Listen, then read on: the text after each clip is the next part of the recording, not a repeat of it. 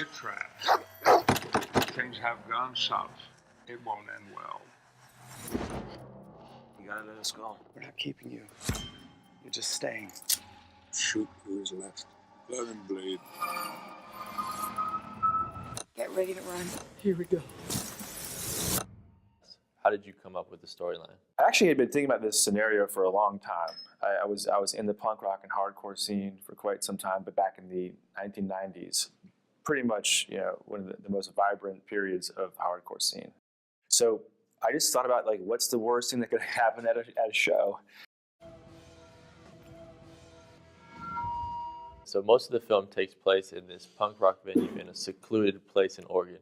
Now, you also built the venue from scratch. Yeah. Why did you decide to do this?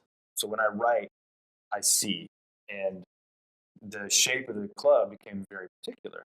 Now, when we actually got the budget and green light, we were looking for the venue that we needed, and we just couldn't find it. Nothing laid out correctly. And we finally bit the bullet and said, we have to build this from scratch to serve the script. So if we built the spec, then I had all of these scenes previously blocked out in my mind. I knew where everything had to go, so I was very comfortable.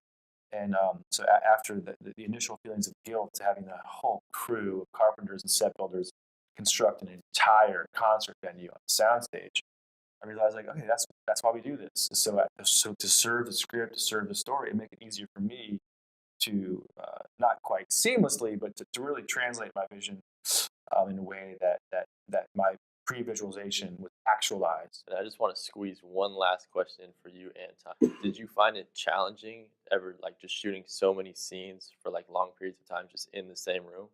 Oh yeah, it's definitely exhausting. I mean, it's not exhausting so much physically as it is morally and mentally.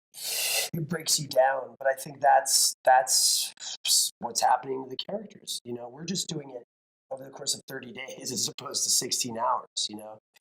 But it's essential to the feeling of this film, at least for the actors, I think. Because there were days where I look around and think, I can't listen to these guys screaming and crying anymore. I'm going to lose my mind. And then we'd roll, and that's the exact feeling that I would take into whatever we were doing. It's what they're feeling. They're feeling this kind of madness, at some point. Told you to follow. No! Yes, I am. I don't know. There's been a bit of stabbing. Whoa! God damn it! You didn't lock the door. You didn't lock the door. No, don't talk and don't touch them. Stay put.